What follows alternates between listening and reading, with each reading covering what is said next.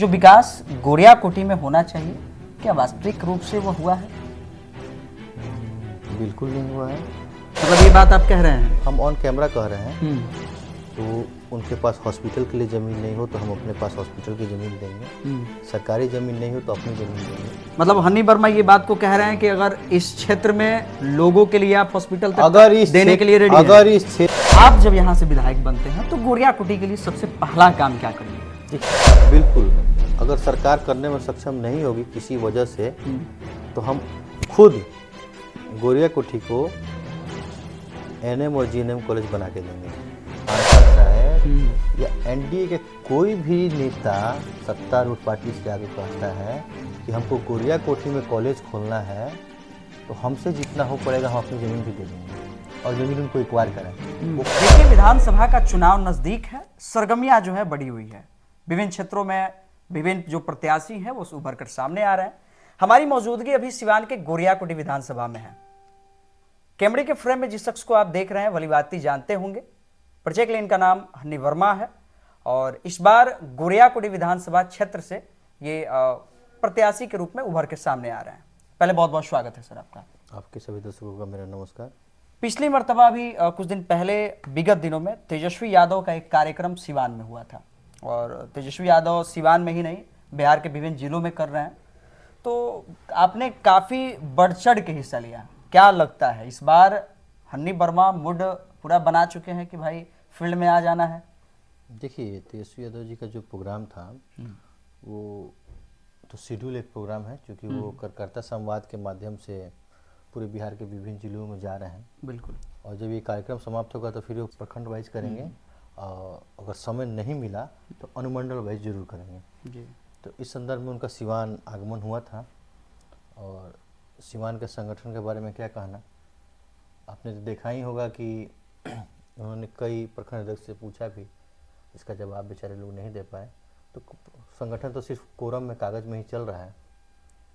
तो उनका आना एक शेड्यूल में था और जो कार्यक्रम हुआ हम लोगों से जितना बेहतर हुआ अपने मुख्यमंत्री के सम्मान में देखा गया कि आपके फेवर में वहाँ कई हजार लोग पहुंचे हुए थे।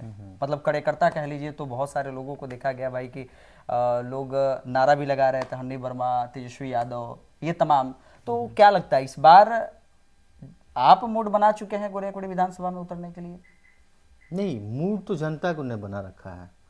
अच्छा, जनता बना रखी है क्योंकि वो 4 सालों से देख रही है कि हम उनके बीच रहते हैं और उनके मुद्दों को जोर शोर से जो उचित पोर्टल होता है वहाँ उठाते भी हैं और पदाधिकारी से भी लड़ाई लड़ते रहते हैं।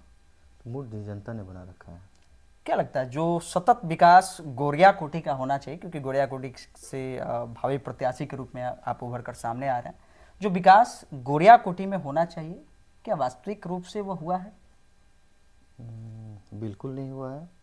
आप देखे होंगे 2014 में प्रधानमंत्री जी जब चुनाव जीते और एनडीए गठबंधन की सरकार बनी तो उन्होंने एक विजन दिया कि हर उनके सांसद एक एक गांव को गोद लेंगे। बिल्कुल, ये फैक्ट है। और बिहार में 40 की 40 सीट उनके पास थी। कम से कम पूरे बिहार में गोरिया कोठी को छोड़िए, वो 40 सांसद जो 40 गांव को गोद लिए थे उसमें से एक गांव बताते हम वहाँ घूमना चाहते हैं, हम देख सकें कि विकास होता कैसा है। क्योंकि हम लोग तो नए हैं, विकास तो देखे नहीं हैं। तो माननीय प्रधानमंत्री के आह्वान पे जो सांसदों ने गांव को गोद लिया था वो हम देखना चाहते हैं। सिवान में तो आप देखेंगे 3 बार में 3 नए सांसद आ गए, तो छोड़ देते हैं। गोरिया ये महाराजगंज लोकसभा क्षेत्र में है, सांसद एक ही हैं, ये वही सांसद हैं जो तीसरी बार जीते हैं। बिल्कुल। कौन सा गांव वो गोद लिए थे और 15 साल में उस गांव का क्या विकास हुआ, पहले हम लोग उसको एक बार देखें और आप पता करके हमको बता देते तो हम आपके साथ वहाँ चलते एक बार। अभी तक तो मुझे लगता है ही नहीं, पॉसिबल ही नहीं है। एक इंटरव्यू के दौरान मेरा भी यहाँ के माननीय सांसद से एक प्रश्न पूछा जाना था कि गोरिया कोठी और महाराजगंज संसदीय क्षेत्र के लिए क्या डिग्री कॉलेज नहीं होना चाहिए या फिर एक बड़ा उस तरीके का यूनिवर्सिटी या फिर कुछ बड़ा होना चाहिए।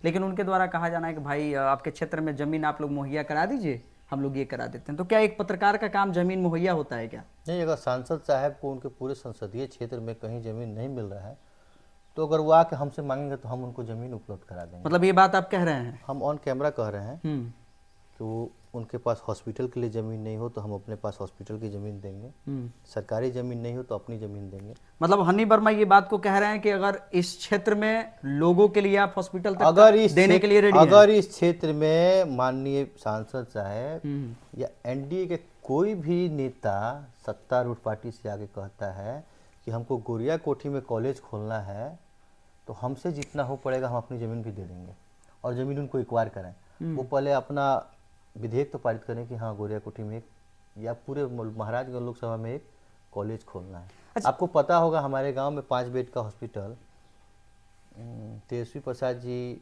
स्वास्थ्य मंत्री थे उस समय से पास है जी। आज तक वो फाइल कहाँ पेंडिंग है और किस महामहिम ने कहाँ दाब रखा है आज तक पता ही नहीं चला। हम तो प्रयास करके थक गए कि वो हॉस्पिटल 5 बेड का है कहाँ।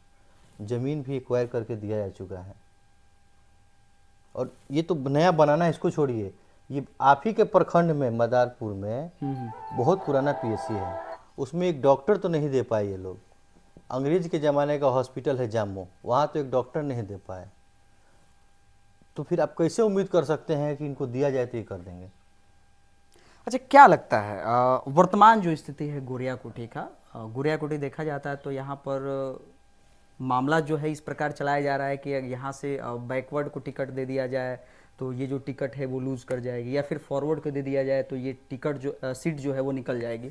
तो क्या है समीकरण गोरिया कोठी का, क्या लगता है इस पर, कैसे आप देखते हैं इस चीज़ को?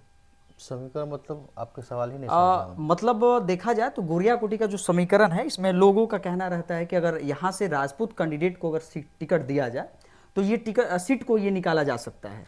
कैसे? आप देखे होंगे पूर्व विधायक जब राष्ट्रीय जनता दल के टिकट पर चुनाव लड़े तो उनको जितना वोट मिला उससे मेरा वोट परसेंटेज ज़्यादा था। बिल्कुल। और विधायक होने के बाद जब वो निर्दलीय चुनाव लड़ते हैं तो उनको 1700-1800 वोट मिलता है। तो ये बात आप कैसे कह सकते हैं? ये क्वेश्चन ही गलत है। यहाँ अगड़ा बनाम पिछड़ा की लड़ाई हुई है और होगी और होती रहेगी। मतलब गोरिया कोठी की बात आप कह रहे हैं तो फॉरवर्ड वर्सेस बैकवर्ड की आप बात कह रहे हैं? नहीं, फॉरवर्ड वर्सेस बैकवर्ड की बात नहीं कर रहे हैं। जो अभी वर्तमान में विधायक हैं जी, उनके पिताजी विधायक, उनके दादा ये सांसद रहे हैं, बात सही है। और जब उनके दादा ये सांसद हुआ करते थे तो कांग्रेस पार्टी से ही हुआ करते थे। जब वो लोग कांग्रेस पार्टी में थे तो कांग्रेस पार्टी अच्छी थी जी, सामाजिक न्याय की बात करती थी। और आज वो बीजेपी में है तो कांग्रेस के प्रत्याशी को गाली देते हैं। लोकसभा से कांग्रेस के प्रत्याशी थे। महाराजगंज गोरिया कोठी चुनाव में कितनी बड़ी धांधली हुई, मारकाट मचा, प्रत्याशी को मारने की कोशिश की गई कि छुपा हुआ है, जबकि उन्हीं के समाज के थे। तो यहाँ अगड़ा ये किसी कोई समीकरण नहीं है। यहाँ राष्ट्रीय जनता दल और बीजेपी, मतलब गोरिया कोठी की अगर बात की जाए तो बस राजद वर्सेस बीजेपी ही होगा, दूसरा कुछ नहीं होगा।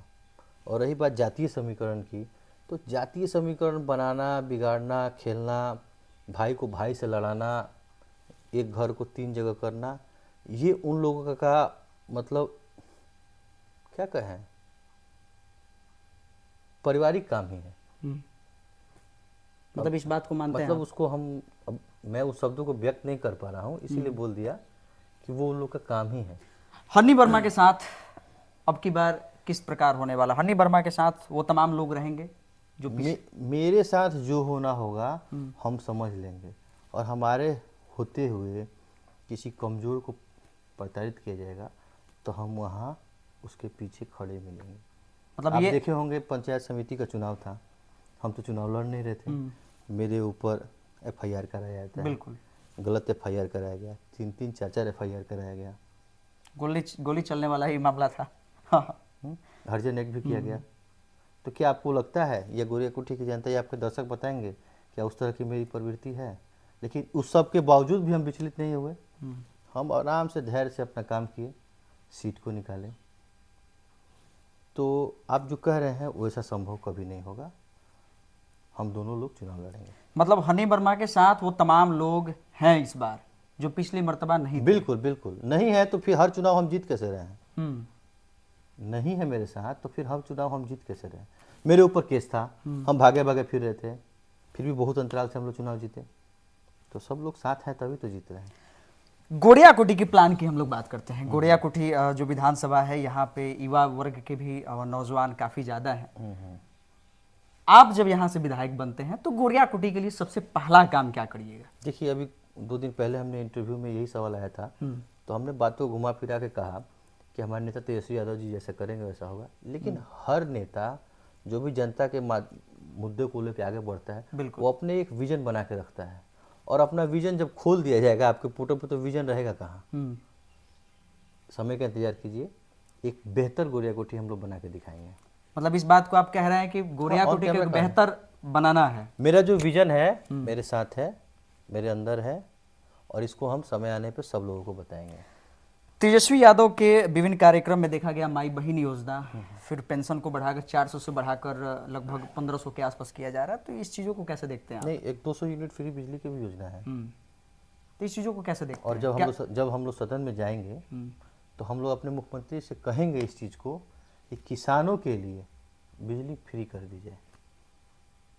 मतलब आप ये कह रहे हैं कि किसानों के लिए मुफ्त में बिजली? हाँ, इस मुद्दे पे हम लोग अपने नेता से लड़ेंगे सदन में, और हमारे नेता मुख्यमंत्री जब बनेंगे तो हम उनसे लड़ेंगे कि किसानों की बिजली को फ्री कर दिया जाए, क्योंकि सेंट्रल गवर्नमेंट ने किसानों की आय को दुगुनी करते करते उसकी लागत को चौगुना कर दिया।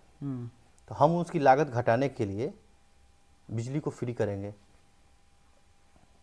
अच्छा, माई बहन योजना जो है, या फिर वृद्धा पेंशन योजना है, या फिर अभी बात किया जाए तो प्रति माह जो यूनिट बिजली की बात हम लोग कह रहे हैं, ये सब चुनाव आने के दौरान ही होते हैं। हाँ। विभिन्न जो पार्टियां हैं वो तमाम वादे करती हैं कि भाई हमारी सरकार आएगी तो हम ये करने वाले हैं, हमारी सरकार आएगी तो हम वो करने वाले हैं। तो क्या ये उसी प्रकार होने वाला है, या फिर ग्राउंड पर ये होगा? जब आप पढ़ते थे तो एक कविता थी कि शिकारी आएगा, जाल बिछाएगा, दाना डालेगा, तुम फंसना मत। सही बात है, बिल्कुल। शिकारी आया भी, जाल बिछाया भी, 15 लाख का दाना डाला भी, और हम लोग फंसते चले गए। हमको अच्छे दिन नहीं चाहिए, हमको पुराने दिन लौटा दे। नहीं, तो मैं इसीलिए ये बात को कह रहा हूँ क्योंकि वो तमाम पार्टियां, वो चाहे बीजेपी हो, राजद हो, या फिर वो तमाम पार्टियां हो। बिल्कुल, आप जो कह रहे हैं बिल्कुल मानते हैं इस चीज को कि प्रधानमंत्री जी ने जितने वादे किए सारे झूठे निकले, लेकिन आप राष्ट्रीय जनता दल का किया हुआ वादा, भाई तेजस्वी प्रसाद जी का किया हुआ वादा, कोई एक वादा जो झूठा निकला हो तो आप बताइए।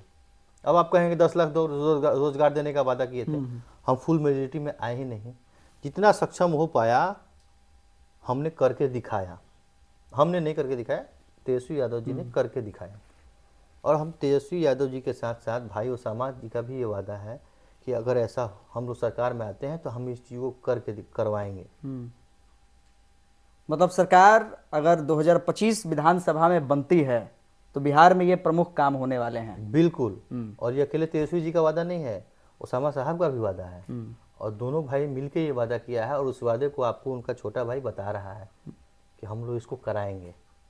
गोरिया कुटी के विकास पर हम लोग बात की, लेकिन गोरिया कुटी का जवाब हमें मिला नहीं। क्या आपको जवाब नहीं मिला? गोरिया कुटी के लिए हन्नी वर्मा क्या करने वाले हैं भाई? क्योंकि देखिए, ये एक विजन है, और इस विजन को हम लोग नहीं कह सकते हैं, क्योंकि जब सत्ता में जाया जाएगा, ठीक है, तो सरकार की जो महत्वाकांक्षी योजनाएं होगी उसको हम लोग लागू करेंगे। और रहा बात रोजगार का और शिक्षा का, स्वास्थ्य का, हम उसमें बहुत बेहतर करके दिखाएंगे। और ये हम इसलिए नहीं कर रहे हैं कि हमको चुनावी जुमला देना है, हमारे बाप दादाओं ने भी करके दिखा दिया है, ठीक है, तो उनके विजन को हम लोग पूरा करेंगे।